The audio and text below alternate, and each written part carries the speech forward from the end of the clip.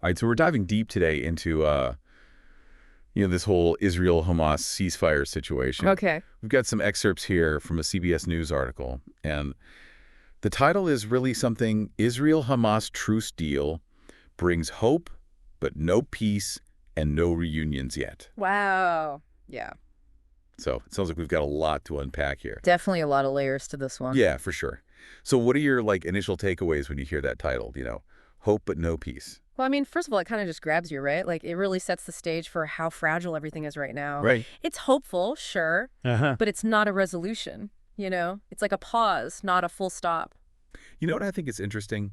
It says right here that Prime Minister Netanyahu announced the ceasefire, but he also immediately kind of blamed Hamas. Oh, really? Yeah, he called it a last-minute crisis, said they almost derailed the whole thing. That's pretty pointed, isn't it? I mean, what do you think was going on there? Well, I mean, I don't know, is it a power play? Yeah. Are they trying to look tough for their supporters? Yeah, maybe. Or, maybe there were some internal disagreements within Hamas itself. We've seen that kind of thing happen before where, different factions have different ideas about how to proceed. It adds another layer of complication to a already unbelievably complex situation. Totally. Okay, so we've got the ceasefire, but it's obviously not the end of the story. What does this truce actually do? What problems does it solve? And what's still just kind of hanging out there? Well, think of it this way. Imagine hitting the pause button on a movie.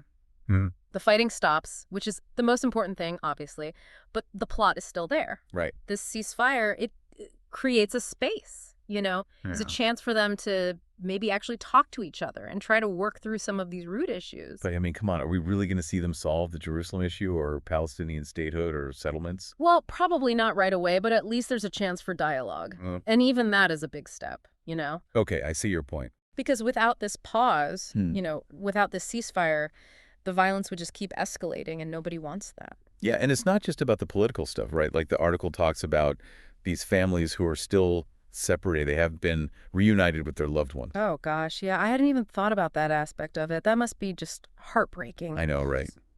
I can't even imagine the stress and worry of not knowing where your family member is or if they're even okay. And to have this ceasefire happen and still not have those reunions, it just underscores how much pain and uncertainty is still out there. Okay, so looking forward, is this ceasefire actually going to hold? What are the chances that things just explode again?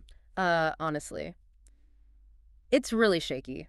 There's a lot of pressure on both sides. Oh. And there are people, on both sides who don't want any kind of compromise. They Right. see it as weakness. Right. Plus, you've got all those underlying issues we were talking about earlier, Jerusalem, settlements, Palestinian statehood. Those things haven't gone away just because the fighting has stopped. So it's kind of like building a house on a shaky foundation. Exactly. You can make the house look really nice, but if the foundation is weak, it's not going to last. It's crazy. We've got this super delicate truce, a million things that still need to be figured out, and this conflict that's been going on for, how long? Decades. Yeah, it's a lot. It's almost overwhelming to think about. So this is what I keep coming back to.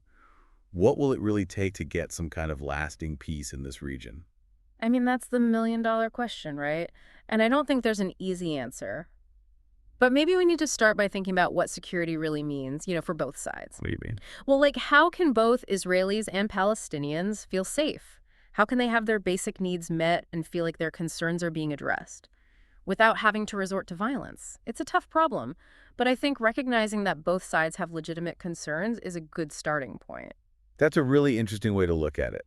I think you've given us all a lot to think about today. Yeah, this is definitely one of those situations where there are no easy answers. Well, that's what makes these deep dives so fascinating, right? Yeah. You get to really explore the complexities of these global issues. Absolutely. And hopefully it helps us all understand the world a little bit better. Right. And you know what? I think we should leave this question with our listeners, too. If you were trying to build lasting peace in this region, what would be the essential ingredients? Think about it and let us know. We always love hearing your thoughts. Great idea. Okay, well, that about wraps it up for us today. Thanks for joining us for another deep dive. It's been a pleasure. See you next time.